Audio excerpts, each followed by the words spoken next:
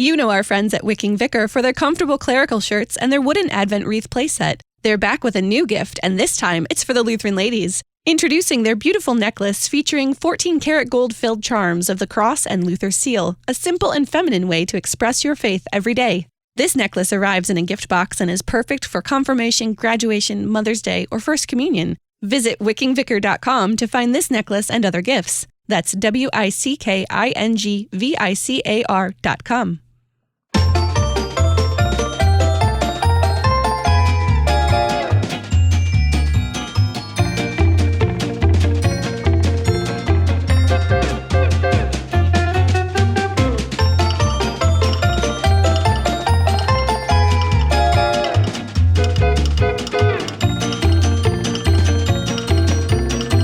Listening to the Lutheran Ladies Lounge podcast. I'm Sarah. I'm Erin. I'm Bree. And I'm Rachel.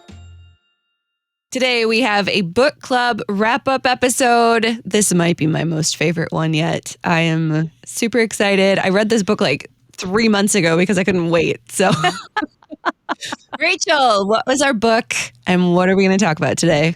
Our book is The Princess and the Goblin by George MacDonald. And it is a fairy tale. Like straight up fairy tale, not even a fairy tale for grown-ups like we'll tackle next time. This is a fairy tale in which a princess named Irene, or Irene, depending on where you are in the world, because the audiobook narrator might pronounce that differently. A small princess is targeted by goblins who wish to make her a goblin bride. Spoilers, sorry, there are spoilers. It takes them 2/3 of the book to figure out this thing, but you probably would figure it out in chapter 2. Mm-hmm. And is saved by her wonderful great-grandmother. She calls her great-big-grandmother, who is a wonderful character, and also by a virtuous miner boy named Curdy, who goes after the goblins with his mattock and finds their weak spot. And anyway, Irene is saved, and everything is right, and the goblins are ousted, and all that. And it's a simple little story, and yet there is some real richness lurking beneath the surface, as there is in many fairy tales, actually. So that's our book. I loved it. This was actually at least my 4th time reading it. At least. We'll talk about that a little later. So this book and I are old friends, but I was really glad to introduce it to some new people, including my own mom, who joined our Facebook discussion this time around and really liked the book. So thanks, Mom. What did you guys think? I enjoyed it. I actually listened with my parents as part of our road trip listening. Yes. Family vacation. So I was like, I have a book for us to read. That's awesome. So it was fun. And it's short enough that we were able to do the whole book in the course of our road trip and not have to do only the book. And it was a delightful story. I did find it a little bit hard to get into at first, quite honestly. Mm-hmm. It took me a little bit to catch the rhythm of the writing. And I mean, it was, I don't know, for being a children's story, I needed to pay a little more attention than I expected, especially at the beginning until I really got into it. Which isn't a bad thing, but that's just something I noticed with it. But yeah, I think you see that sometimes, in books that are sort of early on in their genre, which this is, fantasy stories fairy tales, of course, are as old as the stars. But fantasy stories published for children were kind of a new thing when this book was written. The other thing you see is in the days before typewriters, you don't see a lot of reworking of original manuscripts. And so the slowness of you took to get into it might have been actually the slowness it took the author to get into it. He had to bring himself up to speed. And I think that's a pattern that you see some in especially 19th century literature, where it's just like the author is getting to know the book at the same time you are. Mm-hmm. Anyway, that's interesting. I liked it. I want to go back, and I will talk a little bit more in my answer to the question I picked, but I would like to go back and actually read it and inwardly digest it. I do think a brief amount of time I spent in the book, you can and I know that we're sort of drawing these connections to C.S. Lewis, and that's one of the reasons why we picked this book. I feel like it was giving The Magician's Nephew, like as I'm reading the princess and like the hidden corridors and finding rooms that don't exist, or like it was very much like The Magician's Nephew. I felt like there was a lot of similarities, and you can kind of tell, I think, that Lewis and MacDonald were contemporaries to a certain degree. Yeah, well, I think both in Lewis and in Tolkien and in various other early children's, fantasy writers, you're going to see things that remind you of MacDonald. If you read a lot of MacDonald, you'll go back through, like when I read The Lord of the Rings, I'm like, you took that from George MacDonald. It's like these just little tiny elements keep popping up. The influence of this author that very few people still remember to this day is felt hugely. So were they not contemporaries? Did I misunderstand that? No, MacDonald was a couple decades before Lewis. Okay, my mistake. But I knew that there was at least influence there. Yeah, Lewis discovered George MacDonald as a young man, and MacDonald's work was sort of influential in sort of baptizing his imagination and preparing him to receive the gospel again for the first time later in his life. So yeah, hugely influential. I can totally see, after reading C.S. Lewis's biography first, and then reading this book, I can totally see how Lewis was influenced, like imagination was influenced by MacDonald, because that same thing kind of happened to me. I have not spent my entire life reading fantasy books like that. That has not been my genre until super recently, thanks to my husband who loves fantasy books. Just hasn't really been my thing. So I absolutely loved this book. It's definitely like near the top of my favorite books list. Aww. It was so fun. I read the sequel immediately because I couldn't get enough of the entire thing. I mean, in general, I have a love of stories with strong female lead characters anyway. And Irene is a strong female lead character, and the great big princess is also. So like that drew me in immediately. And the writing was just very magical. And I was sucked in immediately. I loved it. It was just very, very delightful. And now I need to read more MacDonald after we read more C.S. Lewis, because I have a lot of things to read now. A lot of things. That's a good thing. You never want to run out of good books to read. Mm-mm. And by the way, for future reference, you guys are allowed to not like the books that we pick. Like, it's fine for you to come in and be like, not my thing. Thanks for trying. But I'm always thrilled when we do find something that really seems to resonate. And I think, this was a really great discussion online. If you are a group member, you can go back into those archival events and check it out if you're interested to know what we do in book club. We had 72 women attend virtually and a lot of active discussions and conversations on the questions that were posted there.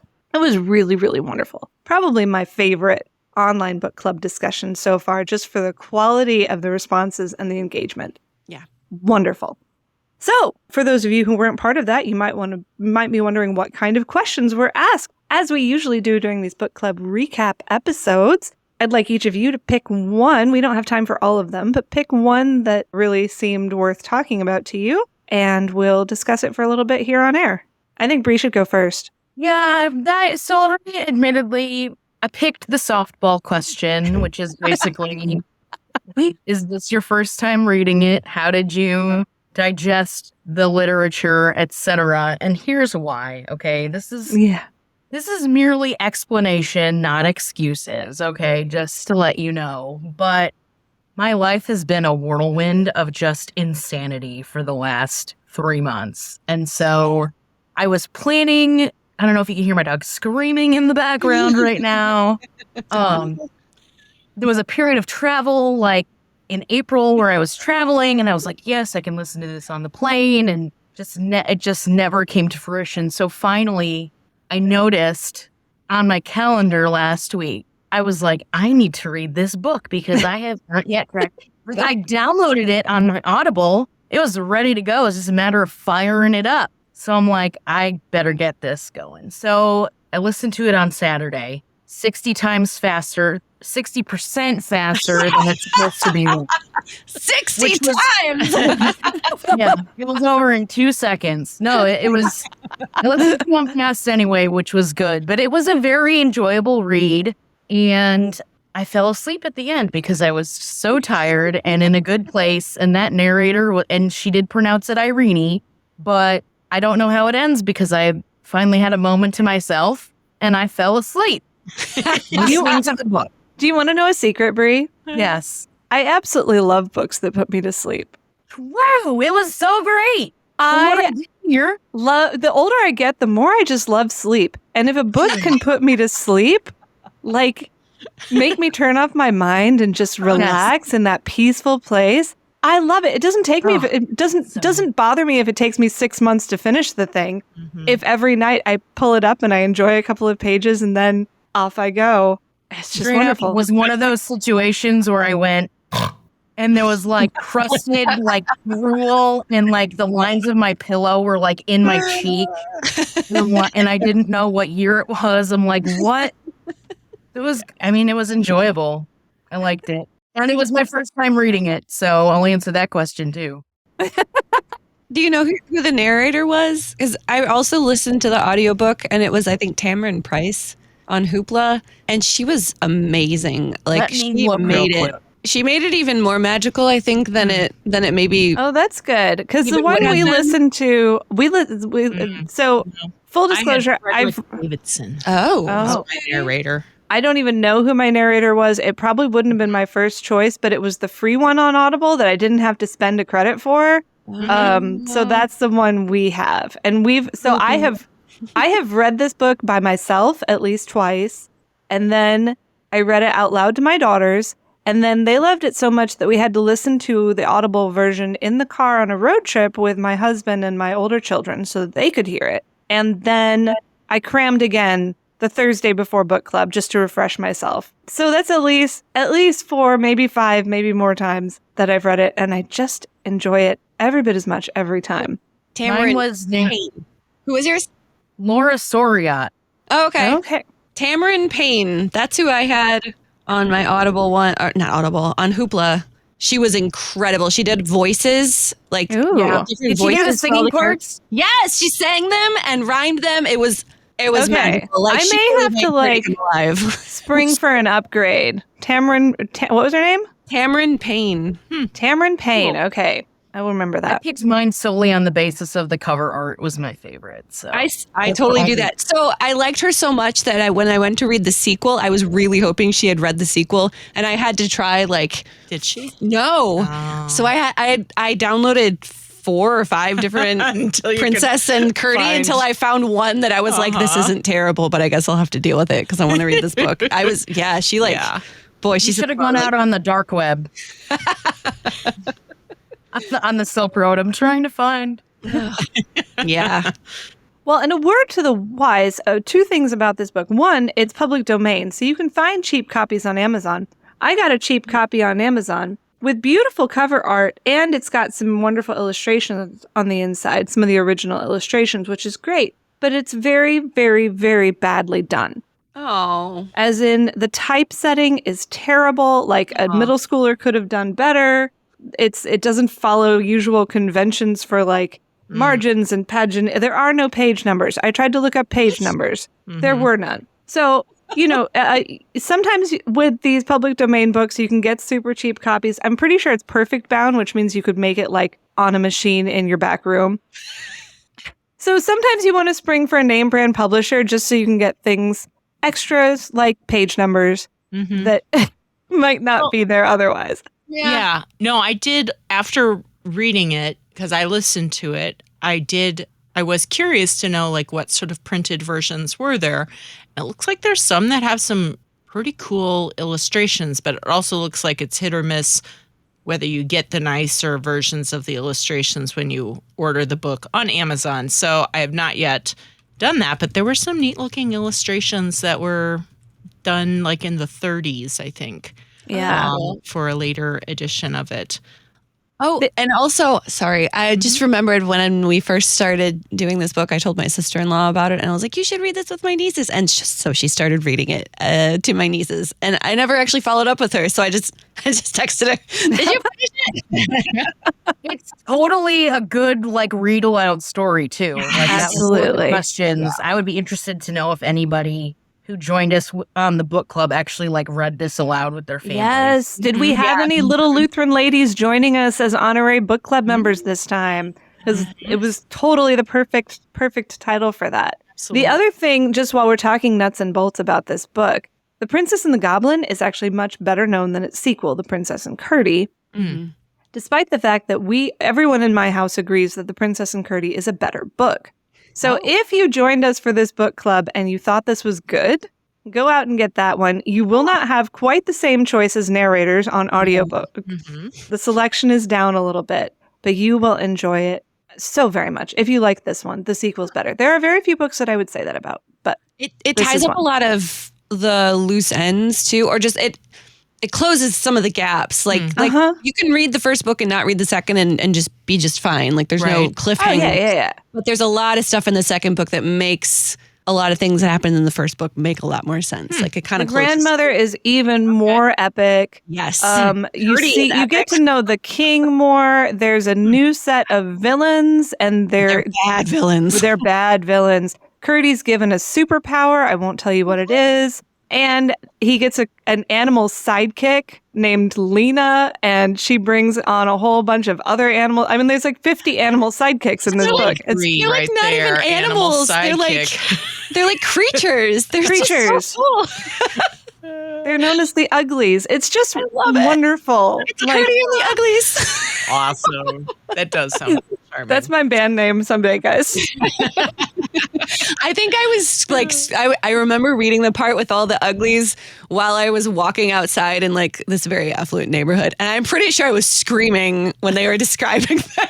Like these people are going to think I'm weird and crazy because I'm like reacting out loud to this audiobook. So, yes, Princess and Curdie, well worth getting if you liked The Princess and the Goblin. Yes. For now, though, we're talking about The Princess and the Goblin on our podcast. Thank you, Bree, for tackling question 1. That turned out to have some really great side trails we could wander down happily. I'm thankful for those. Erin and Sarah, does either of you have a question that you'd like to talk about?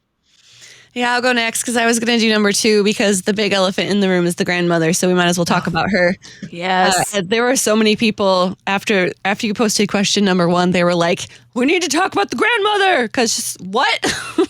So question 2 essentially is, what do we make of Irene's grandmother? Is she a witch, a fairy godmother, an angel?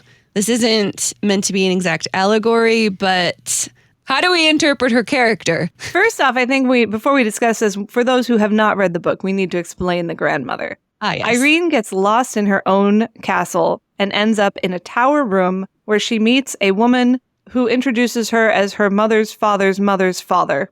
Her great-grandmother, also called Irene, gave her that she's named after her. But no one in the castle knows she's there. No one can see her unless she wants them to see her. She spends a lot of time spinning. She has a magical fire and a magical bathtub. And sometimes she looks like she's very old but still beautiful. And sometimes she looks like she's very young and very beautiful. And she gives Irene a magic ring that has a thread attached to it that Irene can follow when she needs special guidance. She has she just is this prime mover in this story, but it's really hard to figure out. Like you want to look at the grandmother and say, oh, she corresponds to this quality or this personality in the real world. And then every time you try something on her, it doesn't quite fit. Mm-hmm. And so that was very puzzling for people. So what did you guys think of dear great big grandmother? Yeah, it took me a while to figure her out. Because at first I was trying to figure out first if she was actually like a real corporeal person that like legitimately nobody knew that she was living in the castle and it was just kind of a weird thing. But then after a while, I was like, no, she's some magical person. Like, there's no way it makes actual sense. So that was a fun little journey in my brain. I don't know. I honestly just like didn't want to even really think too hard about it because I didn't want to try to figure her out, if that makes sense. I loved how mysterious she was and that she was like the only character in the book who could do all of these things that you couldn't explain. Like, how was she spinning this thread that was thinner than anything? You can't explain that, or that it just kind of appears out of nowhere. And I kind of was just enjoying the fact that if I thought too hard about it, it stopped making sense and it stopped being delightful. And I wanted it to just be magical and mysterious. Yeah. And I wanted Irene to have this magical person that was able to guide her to do these things that she couldn't have done on her own. Because one of my favorite scenes is when she finds Curdy, because she takes the thread. She's like, where is this thread taking me? Into the mountain. She finds Curdy and trapped by goblins. Trapped by goblins. And at that point, I was not sure how he was going to get out. I was like, I know he has to get out, but I have no idea how this is going to go down. So like she gets him out of, or he manages to get out of the rocks.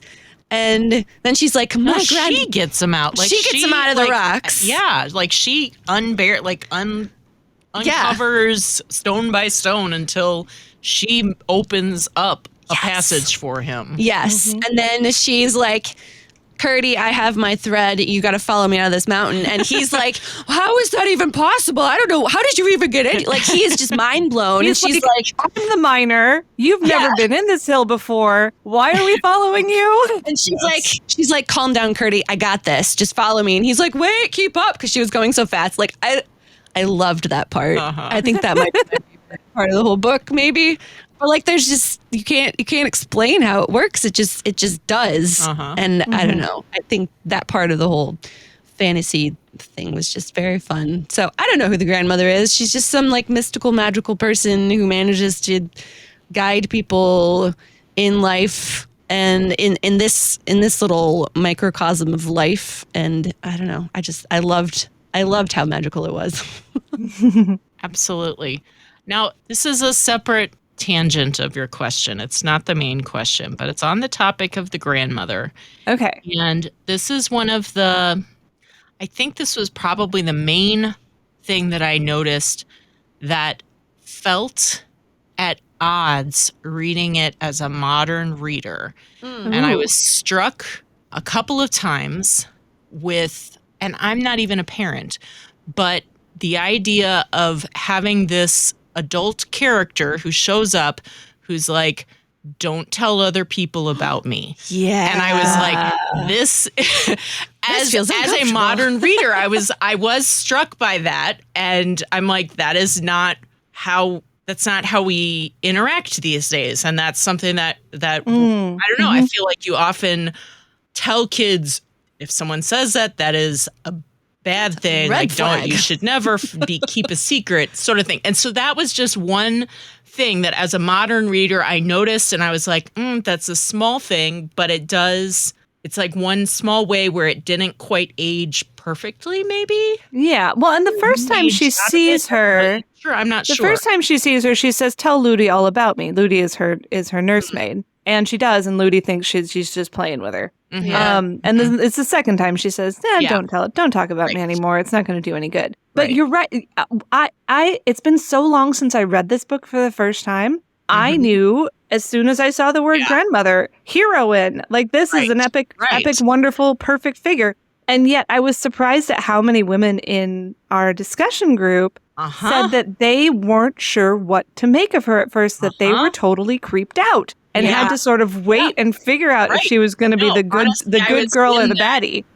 And I think that's part of why. And it was because of that aspect of our modern culture that I was like looking at it with that lens. And eventually I got past it, but I did notice that. The nurse, I had kind of a similar reaction to the nurse, I think. Oh yeah, she was like a manipulative caretaker. Like, you're an adult lady. Like, take your insecurities elsewhere, ma'am. Because You're in charge of a child. Uh-huh. Yeah. Many times Irene was more mature. Yeah.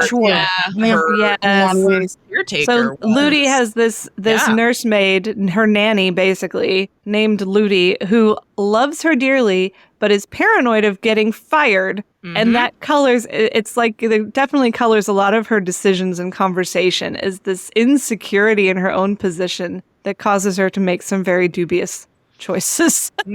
Yeah.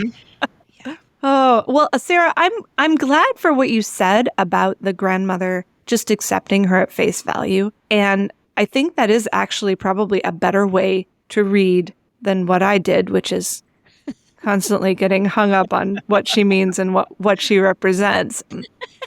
Yeah.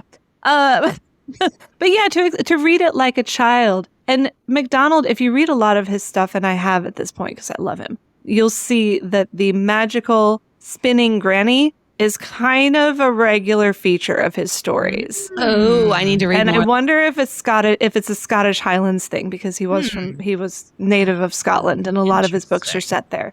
But yes, these characters show up a lot. But I think of all of them, the old Princess Irene is probably one of the most powerfully drawn.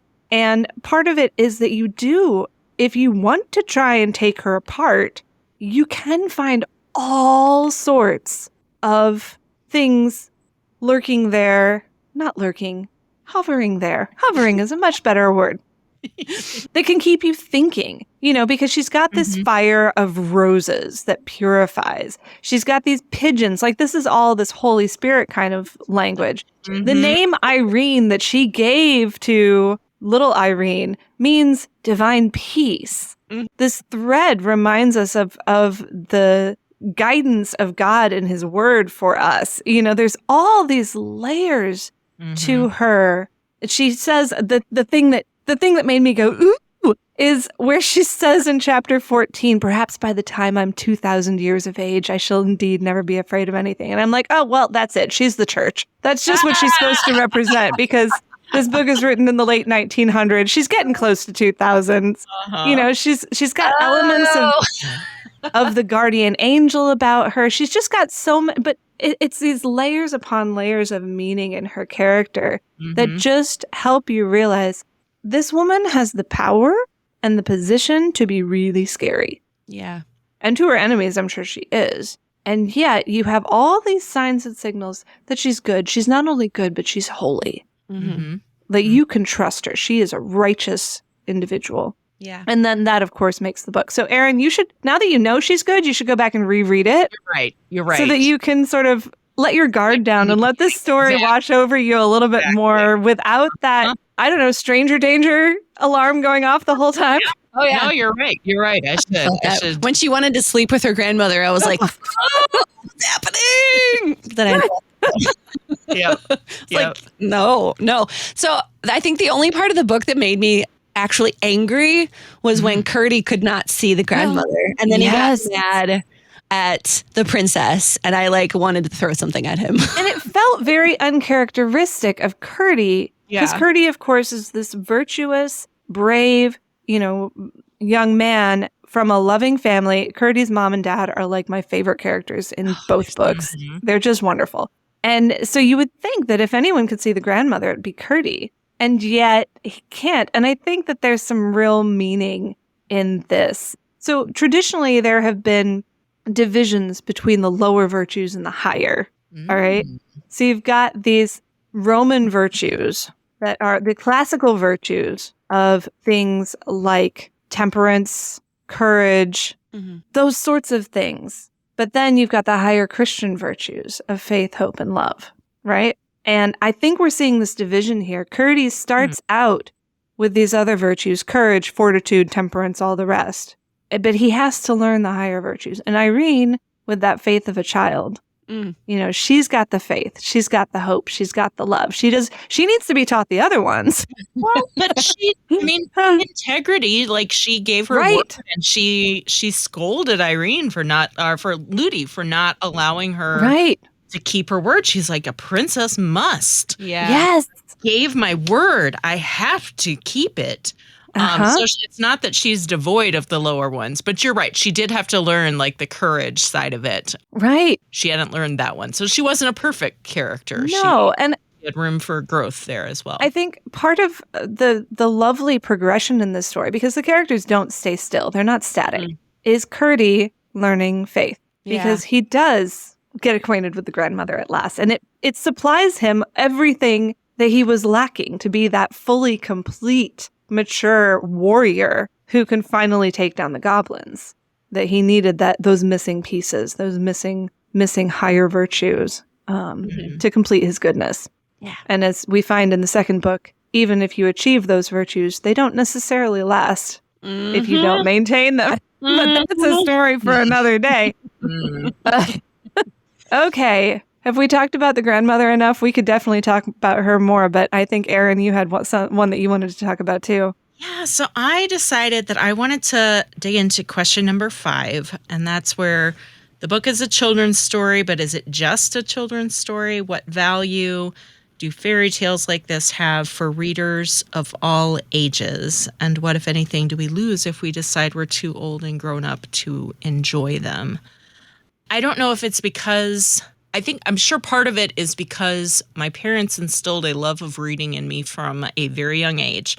And so I grew up being read to, honestly, through high school, like read aloud to. That was part of our family life. And we had a lot of books at home. And so I never really outgrew children's books, even like storybooks, not even like these chapter books sort of things. I still have a love of children's books, like the ones that are, board books sort of things for very young readers. So I have always enjoyed that. I've never outgrown it, and it never, at least, I don't know, I can't think of a time when I outgrew it and then grew back into it. For me, I think I've always enjoyed that. But part of what I love about it is... And especially for we'll go with the children's literature. So beyond just the storybooks and things like that, but chapter books and such, is that there is especially in older ones, but no, this is true for newer ones as well. There is a desire to show how things should be. It doesn't have to show it as a perfect thing, but it has to teach something about the way things should be.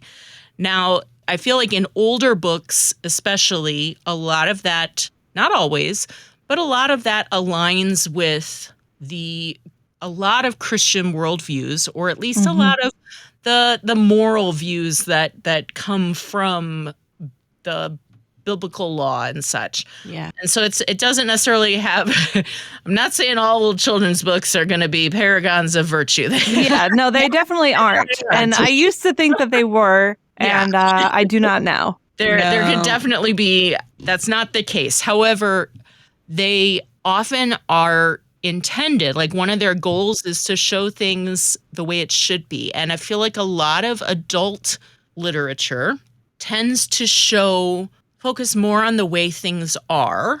Mm-hmm.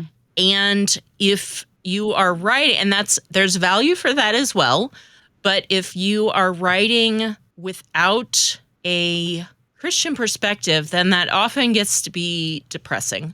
Very bleak. Yeah. Or just not edifying. And so part of what I do still love about children's literature and other books that still have that different foundation is that it can show the way things are, but it also shows how it should be. And it gives you that hope and encouragement of, this isn't how it should be, but there is a better way, sort of thing. There is something more. And so I did love that about this book. Right now, I am another children's book that I am in the middle of. It's a children's series, is the Wing Feather series, Wing Feather Saga. And I read the first one and I was like, oh, it's okay. I heard a lot of great things about it. I thought I was going to be more wowed than I was. But then I read the second one and it was so much better. Oh, good. I'm glad to hear that, because we got the first one and sort of stalled out. Exactly. And like the first one, all right. Such amazing things. Book 2, way more exciting. Plot really takes off. but it still has that, there's elements of how it could be, how it should be, like threaded through it. And you see this in, C.S. Lewis's Narnia books. You see it in The Hobbit. You see it in Little Women. And just a whole lot of the children's literature out there, it includes the elements of not just how it is, but it sort of boils them down to archetypes. Maybe that's part of it. And there is a satisfaction in having more clear lines and not having to do a whole lot of, and maybe that's partly why I struggled more with the grandmother, because I was wanting it to be more clear cut, and then with my modern eyes I was looking for more shades of gray than there should have been. And she is clearly a good character, a hero character, as you said. But that wasn't clear to me from the beginning, and so I should indeed read it again with that sort of view of it, of looking at archetypes and that sort of thing. But I love it. One of the people in the book club discussion on Facebook, Haley Hazen, had commented that she said, one value I see is escapism from reality. And I agree with that, but also to an extent, part of what I like, and it took me this long to say it. I should have led with this, but anyway, sometimes I have to think it out. It's escapism from reality, but to an extent, it's also like shows you the bigger reality that we don't get to see. Like you escape from this reality into the bigger reality. That's better. Yeah, it's escapism from reality, but it's also escapism into reality. Exactly. Exactly. That, all these spiritual good and evil, they're there. Right. But they're all sort of foggy and hazy in our reality that we experience. And that is what so many adult books try to capture. This sort of, that we want to capture those nuances, those shades of gray, that good art acknowledges that nobody's perfectly good and nobody's completely evil. And yet children's literature often says, no, there are such things as good and evil. There are good characters. There are bad characters. And in a good story, the good characters win. And I think that is a spiritual reality that is actually out there. And that it's refreshing to go and take an imaginative vacation into a world where that's how things go. And that sort of reminds me, Rachel, you were mentioning at the beginning, you're like, no one wants question number 3 with the, is it too good? To an extent, this one, when you asked that question, I was reminded also of the Bright Valley of Love. I love that book. Yes. And that was another one where, in that case, it's not a fairy tale, but it was, again, very strong, sharp, good and bad. And the good didn't feel cloying because it was true. And sometimes they had a quote in there like, fictional good doesn't. It was a Simone de Beauvoir quote that Edna Hahn included. And that's one of my favorite things that we've read in the last year is that quote from the foreword to that book. Yes, agreed. But to an extent, I feel like the Princess and the Goblin, is it goblins? Plural? Just the Goblin. Goblin. Okay. Princess and the Goblin. Yes, it's fictional, but again, it didn't read as cloying because it's showing that deeper truth that I can recognize. My soul recognizes it, if that makes sense.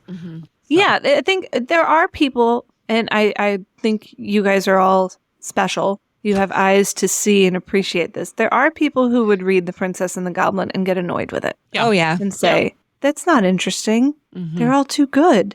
Curdy has courage. Where's his fear? Princess has hope and love. Where's the dark side? That grandmother, there's got to be an ulterior motive to all that she's doing. There are readers who would find it annoying, but I think those whose eyes have been, baptized to see and appreciate, goodness in the world will always find stories like this refreshing. Yeah. I did. I'm going to read it again sometime. Yeah. But since I did it 3 times in a year, maybe I'll take a break. There's lots of other books to read. Yeah. Speaking of lots of other books to read and fairy tales and books for kids versus books for grown-ups, we need to remind people about our next book club read, which we already decided upon last time, which was really efficient of us. Good job, everyone. Yeah. Yes. So as previously announced, our summer book club read, and I think we'll be doing the book club discussion sometime in late July, I'll get those exact dates out here before too long, is going to be That Hideous Strength by C.S. Lewis. We read about Lewis, we read one of Lewis's favorite books, and now we're going to read one by Lewis. And this book, the reason we gave you a long lead time on this is that this book is the 3rd part in a trilogy, the Space Trilogy. Now, you do not strictly have to read books 1 and 2, which are Out of the Silent Planet and Paralandra, in order to make sense of That Hideous Strength. It does kind of stand alone. You will, you're going to be confused for part of the book anyway. I'm sorry, that's just how it is. Yes, you will. But you can read it without reading the 2 before if you want to. However, I highly recommend reading them all 3 in order. You will just get that much more out of That Hideous Strength. We chose That Hideous Strength because, frankly, I think it has the most to talk about. And it has a strong female lead character. Yes! Which is something we love here. So I hope that you will enjoy that. I am really looking forward to the opportunity to reread that series again, maybe for the 2nd or 3rd time in the last year. I've been reading a lot, you guys. It's wonderful. Wow. It really is grand. Reading is wonderful. So, Rachel, Bree, I've had seasons like the one you're in right now where I would go like 5 years without actually spending any meaningful time engaging with a book that I wasn't required to do for work. Those seasons come, and I've had those. But I'm in a season where I'm reading a lot now, and I think you're going to get to one of those before long here, and it will be wonderful. So, Hope so. Thank you. Erin, what were you going to say? I'm sorry I cut you was off. just going to say, Rachel, at the beginning, you were saying that we don't have to actually like all the books of book club. And I was like, I'm pretty sure I didn't. And so I looked back, and sure enough, I recall I did not especially care for Till We Have Faces, a previous C.S. Lewis book. Oh. It's on topic, and I remember I commented, I was like, I read it for a second time. I appreciated it, but I didn't enjoy it. Yeah. And that remains true. But for those... That's okay. It's a weird book for him. It really doesn't fit. It is a weird book. But for those of you that are out there and I want to just offer a note of encouragement who are, maybe you hear the title, That Hideous Strength, and you're like, hideous? Is this a book that I want to read? I will say, you have to stick it out. It gets... the beginning of it is confusing. You have to persist. Yes, it is. And then it definitely, you start to understand what's going on, and it is an engaging, interesting book. And I definitely enjoyed it more than Till We Have Faces. So if anyone out there who is like, I don't know about C.S. Lewis's adult literature. I like the children's literature for C.S. Lewis, but not so sure.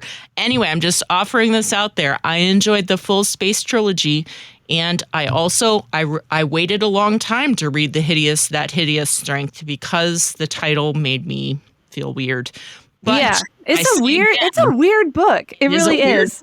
So for those of you who have not read it, and we'll recap this in a month or two, it follows the story of a young married couple, Jane and Mark Studdock. He's a college professor. She is sort of working on a dissertation, but really just bored with life. They've not been married very long, but their marriage is already on the rocks. Mm-hmm. And then at one point early in the book, he gets sucked into this organization that will feel, for any conspiracy theorists out there, will feel very resonant.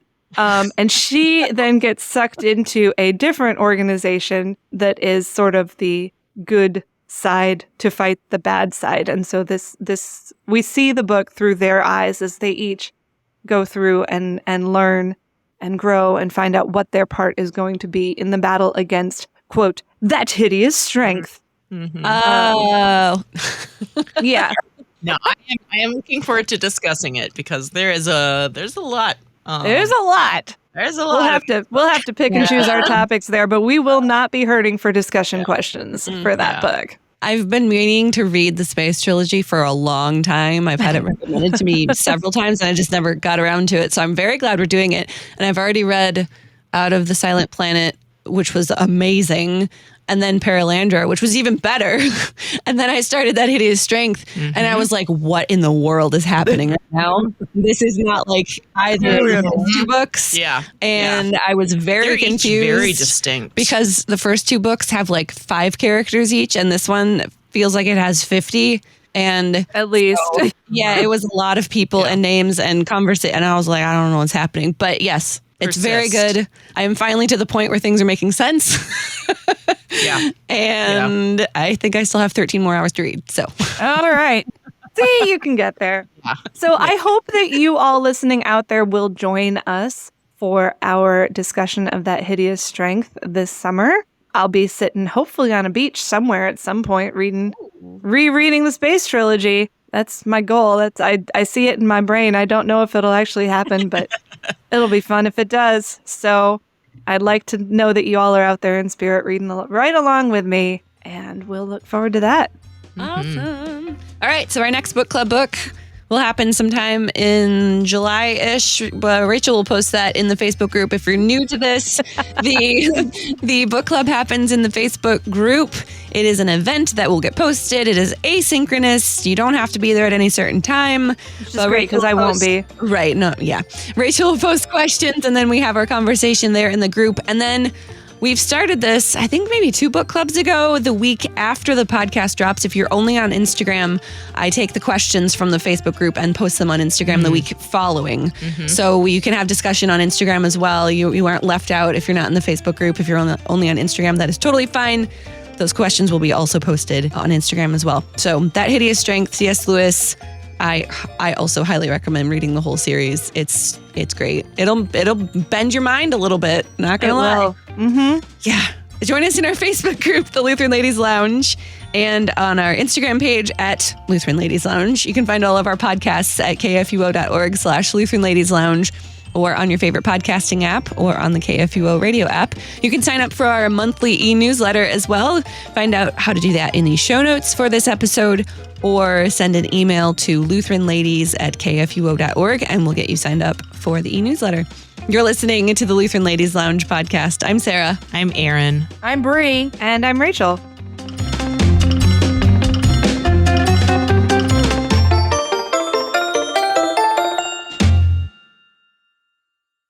KFUO Radio and the Lutheran Ladies Lounge podcast are underwritten in part by Wicking Vicar. Visit them online at wickingvicar.com.